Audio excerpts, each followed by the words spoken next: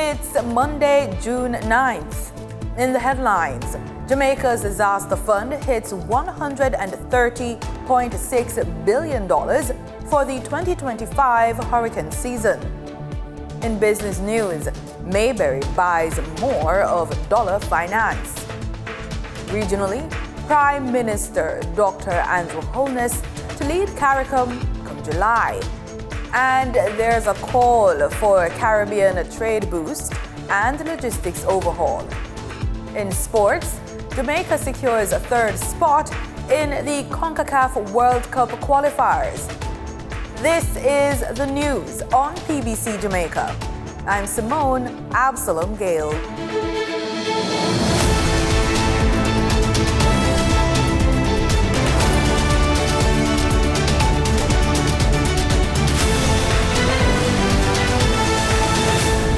Jamaica is stepping up its disaster financing ahead of the 2025 Atlantic hurricane season, with coverage now valued at over $130 billion.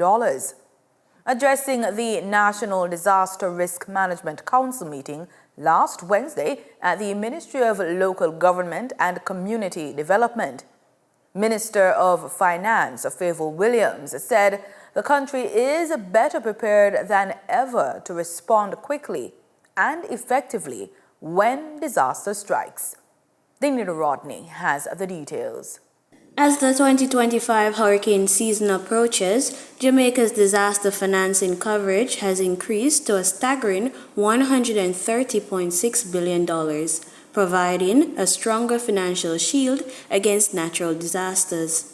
Minister of Finance and the Public Service, Favour Williams, disclosed that this figure represents a $6.5 billion boost since Hurricane Beryl impacted the island last year. And I'm pleased to note that on Tuesday, March 4th, 2025, an additional facility was added for an amount of $6.5 billion to bring the disaster coverage for Jamaica, again, just to reiterate that number, to $130.6 billion. Of course, how much we can access will depend on the severity of the disaster. She explains that the coverage takes into consideration the severity of the disaster. Our disaster financing policy takes into consideration those events that are high frequency but low severity, such as floods, and these can be dealt with through budget reallocation or reserve and contingency funds to provide immediate resources for relief efforts. For the higher severity, low frequency events such as hurricanes, we have to use insurance instruments such as the facility that we have with CREF, our Caribbean partner. She also notes that an advantage of the catastrophe financing coverage Jamaica has in place is that it is parametric, meaning that there are predefined thresholds and payouts. An advantage of the catastrophe financing coverage we have in place is that it is parametric, meaning there are predefined thresholds and predefined payouts. So if the thresholds are met, funds are triggered, and the recovery work can get started almost immediately. Mrs. Williams further states that the government is committed to strengthening its multi-layered national natural disaster risk financing policy. The commitment of this government is to continue strengthening our multi-layered national natural disaster risk financing policies and to fill in any gaps that we have.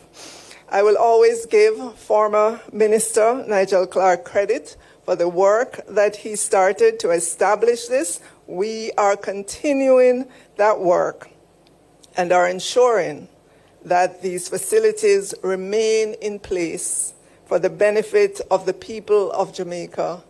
The government is calling on all Jamaicans to work together to safeguard the environment for future generations. The message was delivered by Chief Technical Director in the Ministry of Economic Growth and Job Creation, Gillian Guthrie, on behalf of Minister Matthew Samuda. Ms. Guthrie was speaking at a symposium on the environment recently held at the Jamaica Conference Center in downtown Kingston. The event, organized by the National Environment and Planning Agency, NEPA, was held under the theme State of the Environment in Jamaica: Challenges, Opportunities, and Pathways for Sustainability. According to Minister Samuda, now is the moment for bold strides. But no policy, no framework, no strategy can succeed without the people. And that's why we're supporting community-based climate adaptation. From farmers shifting to drought-resilient crops, to youth-led cleanup projects, to ecotourism initiatives in inland parishes, every act counts, every partnership counts. Because the truth is this: environmental protection is not the responsibility of any single ministry, agency, or organization. It is a collective national mission.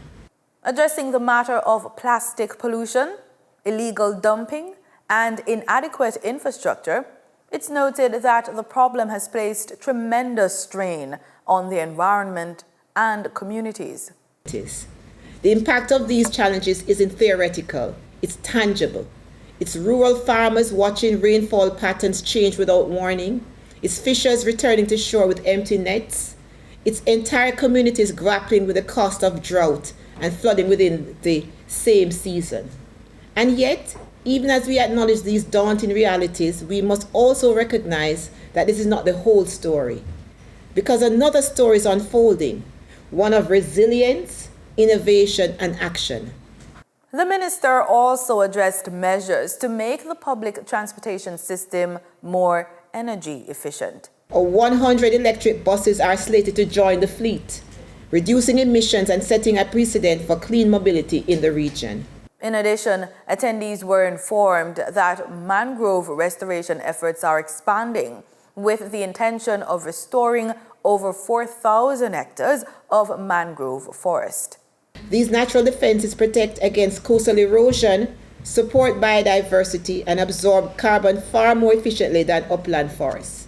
Other imperatives include generating 100% of electricity from renewable sources, increasing the share of electric vehicles in the national passenger fleet to at least 67%, and increasing forest cover by 150 hectares per year. Plans are well underway for the construction of a new sugar factory in Clarendon, with groundbreaking scheduled for next month. The investor has already leased 12,000 acres dedicated to sugarcane cultivation and secured 27 acres of the development of the factory. This update was provided by Minister of Agriculture, Fisheries and Mining, Floyd Green, during the handover ceremony of materials to farmer beneficiaries under the Cocoa Frosty Pod Disease Management Program. The event took place recently at the Rural Agricultural Development Authority, Clarendon Parish in Maypen. Meanwhile, Minister Green highlighted ongoing efforts to combat the frosty pod disease, which has affected the cocoa industry since 2016. The disease, caused by a fungus, damages growing cocoa pods and the seeds within, and it's posing a significant threat to cocoa production. According to the minister, between 2018 and 2022, over 5,970 acres of cocoa trees were treated under the Frosty Pod Rot Project, an initiative aimed at managing and reducing the impact of the fungal disease. To ensure the sustainability of these efforts, RADA was tasked with incorporating the program into its core activities. RADA's involvement has led to the treatment of more than 2,145 acres of cocoa across parishes including St. Catherine, St. Andrew, St. Mary, St. Thomas, Clarendon, Portland, as well as parts of Trelawney and St. James. The minister further notes that RADA has transitioned the program to a farmer-centric approach, empowering farmers to take a leading role in disease management. The organization has also implemented integrated pest management and best practices to curb the spread of frosty pod rot. Customers in Copacabana, Rest Haven, Bayview, and surrounding areas in St. Andrew are advised that the Rest Haven facility will be temporarily taken out of operation from Tuesday, June 10, 2025 to Friday, July 13, 2025. This temporary shutdown is necessary to facilitate the National Water Commission's improvement works on the transmission network. According to the NWC, during the disruption period, truck water will be provided to the affected areas. Time now for the business report with Denise Williams.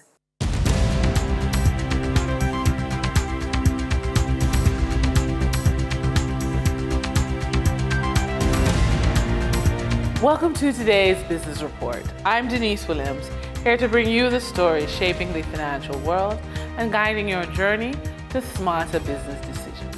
Let's dive into the top headlines. The island welcomed two initiatives to boost its attractiveness in the global tourism market. On June 4, there was the inaugural arrival of the World to Fly flight from Lisbon, Portugal to the Sangster International Airport in Montego Bay, St. James. The flight carried 360 passengers. Speaking at the welcoming ceremony following the flight's arrival, Minister of State in the Tourism Ministry, Delano Seabright, emphasized that this inaugural flight symbolizes the deepening ties between Jamaica and Portugal and by extension with all of continental Europe. Then, Sangster International Airport recently opened a new processing lounge for cruise passengers called the Air Sea Lounge.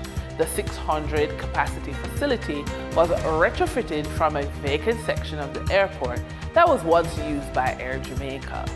Shane Monroe, CEO of the airport, says the facility, which cost US $1 million, was constructed in response to the increase in cruise passengers flying into Montego Bay to begin their excursions. Dollar Financial Services Limited has advised that the company received a notice that Wide-Base Limited has acquired a further 7% of Dollar, thereby bringing its total holdings of Dollar to 21%. Dollar has further advised that Wide-Base stated in its notice that it is a wholly owned subsidiary of Mayberry Group Limited, and it intends to seek approval to hold 20% or more of Dollar from the Bank of Jamaica, the regulator of microcredit institutions. For the trading period ending June 6, 2025, these were the most actively traded stocks. Beverage manufacturer Jamaican Teas Limited, with 3,040,247 units traded, representing 25.19% of market sales volume. Toll Road Manager Trans Jamaica Highway Limited, with 1,286,349 units traded, representing 10.66% of market sales volume. International hardware manufacturer and distributor Fosrich Company Limited, with 1,202,597 units traded, representing 9.97% of market sales volume. We now shift our focus to the forex market rates set by the Bank of Jamaica. On June 6, 2025, the Bank of Jamaica reported US $47.06 million purchased and US $51.66 million sold by forex traders. Forex traders earned $1.46 per dollar, selling the US at $160.38 and buying the US at $158.92. The Canadian dollar netted forex traders $3.52 per transaction, with selling at $119.24 and buying at $115.72. The British pound yielded forex traders $2.27 in profits, with selling at $217.47 and buying at $215.20. For our credit report tip of the day, if you're 50 years old or older, the next 15 years will define your financial freedom. The truth? Your credit score is one of the most underused tools to help you plan, protect your wellness, and fund income streams that pay you, even when you stop working. You don't need to shrink your dreams. You need a strategy that works as hard as you have. Here's how to use your credit score to prepare for the 3 phases of your retirement runway. Phase 1, this is where you build your foundation because you have between 15 to 10 years before retirement.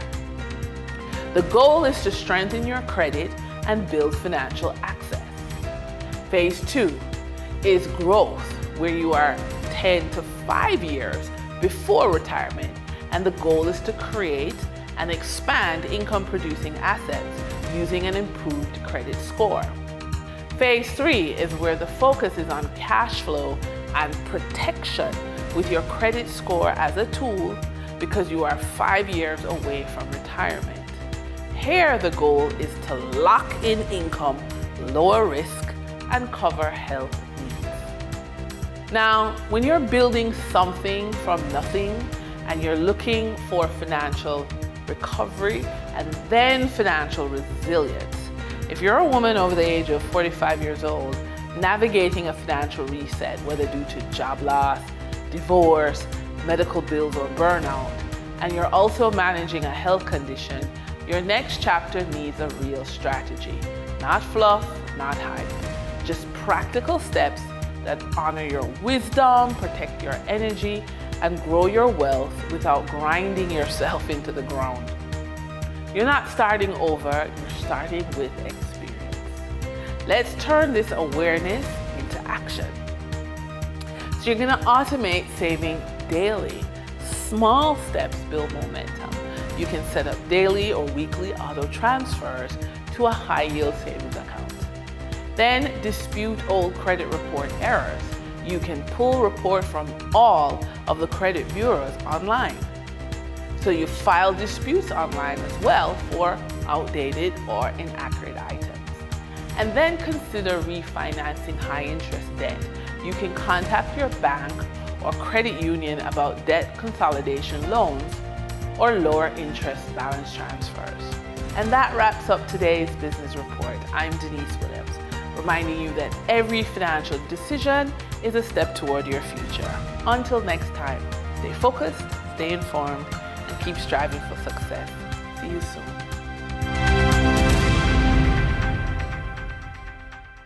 In regional news, in a bold call to action, Barbados' Minister of Energy and Business, Senator Lisa Cummins, says the Caribbean must break free from its outdated shipping routes and reshape its economic destiny. Addressing regional leaders and business executives, she proposed doubling intra-regional trade by 2035 to match the region's renewable energy goals, arguing that it's time to stop talking and start doing. More in this report. The minister said life in the Caribbean has been shaped by shipping lanes and sea currents that have also conditioned our destiny, and the time has come for us to change all that. Let us commit to a couple of things in this room. First, and I see that the CPSO is on the agenda to speak a little later, let us commit to doubling intra-regional trade by 2035. And why am I choosing 2035? We have a regional energy target, certainly a national energy target for 2035. Let us match that energy target, deriving 100% of our energy from renewables, the sun, the waves, the wind, including hydrogen, looking at where we can have intra-regional exchanges of energy. Let us do the same thing for our productive sectors. Let us double intra-regional trade by 2035. The minister called for a reduction on the average shipping times and to make sure no Caribbean country spends more than 3 days without essential food supplies. the Caribbean is in a logistics trap. It is for that reason that you have heard Prime Minister Motley and other ministers in this government, including myself, speaking about the importance of Barbados becoming a logistics hub. It is for that reason that you've heard us speaking about the importance of turning a historical geographical issue where we were the hub for the transatlantic slave trade to become the hub now for logistics into the Caribbean and into the Americas. It is that moment in time where we have to actually stop talking about it and just do it. It is in action, as I've said, that is our enemy. Senator Cummins told the audience, made up of government officials and business leaders, now is the time to remove our dependence on transshipment hubs. We are over-dependent on pre-existing, long-determined shipping routes. We are over-dependent on long-established transshipment hubs. We import 80% of our food. Our regional trade barely accounts for 15% of total exports. And in many cases, it costs more to ship a container from Barbados to Trinidad than it does from Barbados to the United Kingdom. How is that possible? We have to reshape this narrative. It is not sustainable. It is not economical. It is not environmental, and most certainly, it is not sustainable geopolitically. The BMA is preparing to host its annual trade exposition, formerly BMEX, at the Garfield Sobers Gymnasium this weekend. Trevor Thorpe for the Business Report. Jamaica's Prime Minister, Dr. Andrew Holness, is set to take up a major regional leadership role next month as the country prepares to host a series of important CARICOM events in Montego Bay. Activities will include sporting events, official meetings, and high-level discussions among regional leaders, with a range of pressing matters expected to be on the agenda.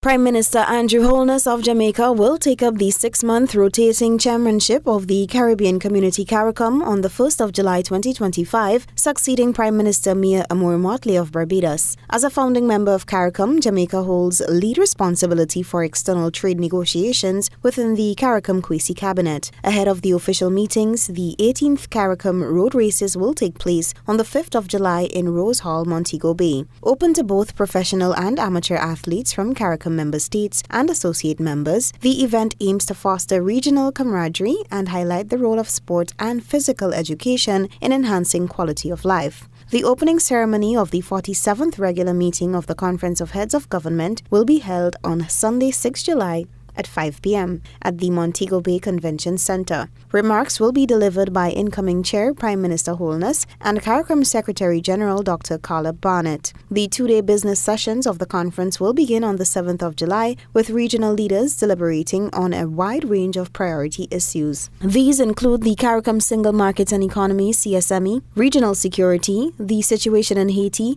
external trade negotiations, climate change and climate finance, food and nutrition security, and preparations for the upcoming Africa CARICOM Summit. Other key agenda items include regional transportation, telecommunications, the digital transformation of the tourism sector, and the CARICOM industrial policy. Reporting for GBN News, I am Beverly Telesford. At the reception commemorating the 53rd anniversary of diplomatic relations between Guyana and the People's Republic of China, newly appointed Chinese ambassador Yang Yang emphasized that China is committed to working with Guyana to expand cooperation into emerging sectors such as artificial intelligence. Bilateral trade between China and Guyana has surged over the past few years. Now China wants to work with Guyana on other areas aside from energy, mining, agriculture, and infrastructure. China's new ambassador to Guyana, Yang Yang, said she spoke at an event commemorating the 53rd anniversary of diplomatic relations between Guyana and China on Thursday night. We are also willing to work with Guyana to tap deeper into cooperation potential and to expand our collaboration from traditional areas such as energy, mining, infrastructure, and agriculture to emerging fields like the digital economy, green development, and artificial intelligence. The Chinese diplomat further committed to encouraging more Chinese businesses to invest in Guyana as the country continues its transformative development. President Dr. Irfan Ali, in his remarks, stated that China is a vital partner in supporting Guyana's sovereignty and territorial integrity. Ambassador, we have already had many discussions on ways in which we can advance our partnership. Discussions surrounding every aspect of our national life, including the safeguard of our sovereignty and territorial integrity, and the role China must play in ensuring this region remains peaceful and that our neighbors, in a just manner, follow what we all believe in, that is international order and the rule of law, and respect our sovereignty and territorial integrity. The head of state praised the contributions of the Chinese community to Guyana's national development, citing their role in enriching the country's cultural diversity, commerce, infrastructure, and social services. For Newsroom, Isanella Patwo. In sports, we open up with news on football. Jamaica edged past the British Virgin Islands 1-0 at the A.O. Shirley Recreational Ground on the weekend, securing their place in the third round of CONCACAF World Cup qualifiers. The decisive goal came from Jamaica Premier League Golden Boot winner Warner Brown, who continued his impressive form by scoring the lone goal of the match. Brown headed home a well-placed free kick from Damari Gray in the 17th minute, giving the boys a crucial lead. With this victory, Jamaica is guaranteed at least second place in Group E, setting up a final group match against leaders Guatemala. Both teams currently share the same number of points, but Guatemala holds a superior goal difference after their 4-2 win over the Dominican Republic on Friday. Jamaica will host Guatemala at the National Stadium on Tuesday at 6 p.m. to conclude Group E's fixtures. Thousands of Soca Warrior fans witnessed a dominant 6-2 win by Trinidad and Tobago over St. Kitts and Nevis over the weekend in their second-round CONCACAF Group B World Cup qualifier. Trinidad and Tobago's forward, Dante Seeley, scored 2 goals in his debut, assisting the Soca Warriors' ascent to the top of the group. The Trinidad and Tobago senior men's football team took a massive step towards securing a spot in the final round of CONCACAF World Cup qualifying when they defeated St. Kitts and Nevis by an emphatic 6-2 scoreline. TNT forward Levi Garcia, who made his first appearance under head coach Dwight York, opened the scoring in the 9th minute. TNT seemed to take their foot off the gas, which resulted in a topsy-turvy first half when Javon Amory leveled the score before CF Montreal striker Dante Seeley scored on his debut to regain the lead for TNT. The Soca Warriors paid the price for giving away a cheap free kick scored by St. Kitts' Taquani Williams, leveling the score 2-2 on the stroke of half-time. In the second half, the Warriors came out sharp. Captain Kevin Molino scored in the 48th minute via a penalty to retake the lead. It continued to be a memorable night for Seeley, who scored his second goal of the night, 4-2 the score. Goals from Ajani Fortune and Nathaniel James wrapped up a comprehensive 6-2 win for Trinidad and Tobago. The result moves TNT up to first place in Group B on 7 points. The next Group B match will see Costa Rica and the Bahamas facing off. The Soca Warriors will next take to the field in Costa Rica against the Central American nation in their final group match on June 10th. The top 2 teams will advance to the final round of World Cup qualifying. Adrian Lazar, TTT Sport. And that's it for the news on PBCJ. Thank you so much for watching.